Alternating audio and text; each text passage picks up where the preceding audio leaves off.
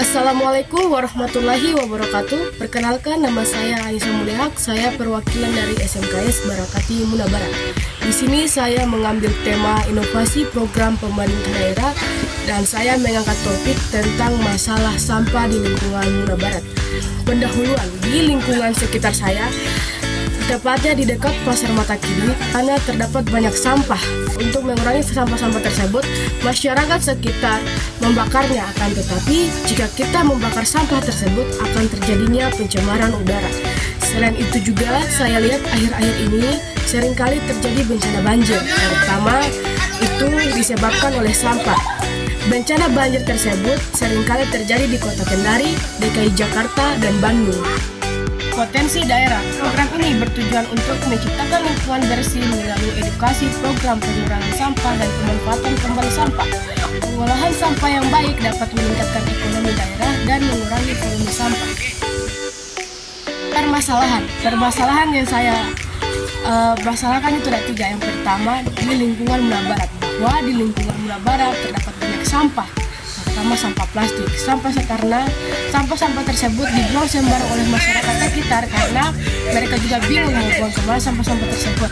Salah satu pembuangan sampah di Muna Barat adalah di Permandian Mata Kini. Di Permandian Mata Kini seharusnya salah satu kawasan yang harus dilindungi oleh pemerintah daerah karena di sana terdapat 7 mata air dan hutan jati yang terlindungi. Dan salah satu dari 7 mata air tersebut tempat pengambilan air bersih baik warga masyarakat Kabupaten Muna Barat maupun Kabupaten Muna Induk. TPA, tempat pembuangan akhir. Dilansir dari Kolom Rakyat, hentikan pembuatan sampah di Masara.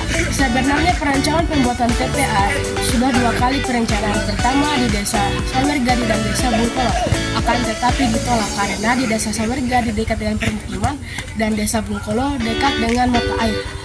Perancangan kedua di Desa Mesara, akan tetapi ditolak oleh warga masyarakat sekitar karena jika pembuatan TPA di Desa Mesara itu dekat dengan pemukiman, takutnya bau-bau dari sampah tersebut akan menuju ke pemukiman warga. Rancangan solusi dan inovasi. Rancangan solusi dan inovasi terbagi menjadi 3. Yang pertama, bank sampah. Dari bank sampah itu sendiri adalah pertama, dikumpulkan per kecamatan atau per desa. Setelah itu akan disortir. Disortir itu terbagi menjadi 4. Yang pertama, untuk tong sampah yang berwarna hijau adalah sampah organik. Untuk sampah yang berwarna biru adalah sampah plastik.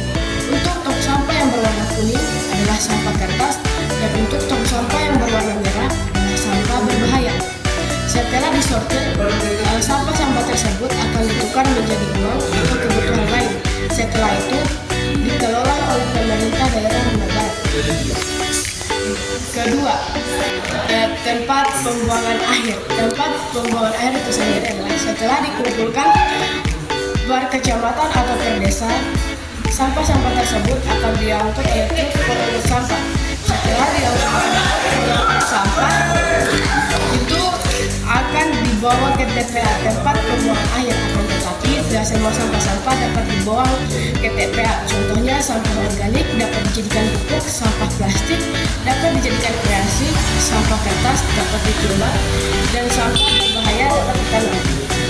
Ketiga, hewan maggot. Hewan maggot adalah larva atau dalam bahasa ilmiah Hermatia lichen. Hewan maggot ini memakan sampah-sampah organik. Hewan maggot ini memiliki 2 fungsi. Yang pertama, dapat dijadikan pupuk setelah 30 hari fermentasi untuk pupuk yang berkualitas dan dapat dijadikan pakan ayam atau pakan lele. Keempat adalah EcoBrik. EcoBrik ini adalah program dari SMKS Barakati. Kami warga SMKS Barakati mengumpulkan sampah plastik dan diubah menjadi EcoBrik. EcoBrik tersebut kami ubah menjadi tempat duduk. Tempat duduk itu dapat 26 botol, dapat menopang anak seberat 20 kg lebih.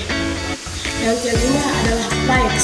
Flyx ini adalah perusahaan asal Kanada yang memproduksi batu bata yang 90% dari sampah plastik. Flyx ini adalah penemuan Dustin Brewers dari negara Kanada.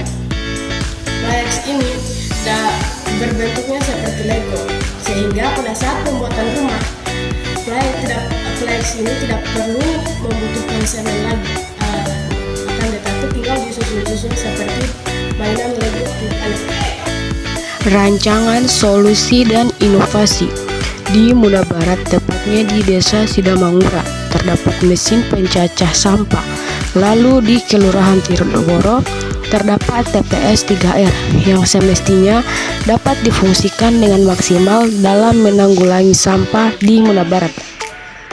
Contoh daerah pembanding. Di sini saya mengambil kota Surabaya. Kota Surabaya menerapkan program Zero Waste to Landfill atau ZWTL.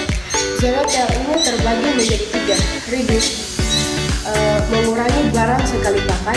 Reuse, gunakan kembali barang layak pakai. Recycle, daur ulang menjadi barang baru. Dilansir dari DLH Surabaya bahwa Surabaya adalah kota terbersih di Indonesia. Mereka mampu menurunkan sampah 5 ton per hari. Dan selain itu juga, ternyata di Indonesia terdapat pembuatan batu bata 90% dari sampah, tepatnya di Provinsi Nusa Tenggara Barat.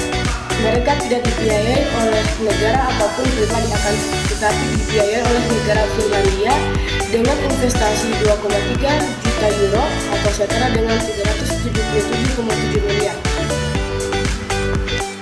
Terima kasih kepada Bupati kita karena sudah mau melakukan audiensi ke Kementerian Lingkungan Hidup dan pemerintah pusat siap menangani sampah di daerah. Saya berharap dengan program yang saya ajukan dapat mendukung dan dapat direalisasikan oleh pemerintah daerah Muna Barat, Lingkungan Mukesa bersama generasi muda di Muna Barat. Begini saja deh, perkenalan dulu toh. 1. Sama pendahuluan dulu bukan? Perkenalan dulu atau pendahulu atau mau langsung bareng? Perkenalan langsung pendahuluan dulu. Oke. Biar singkat. Dermatia eloquens. Hewan mogok ini memiliki 2 fungsi. Yang pertama, dapat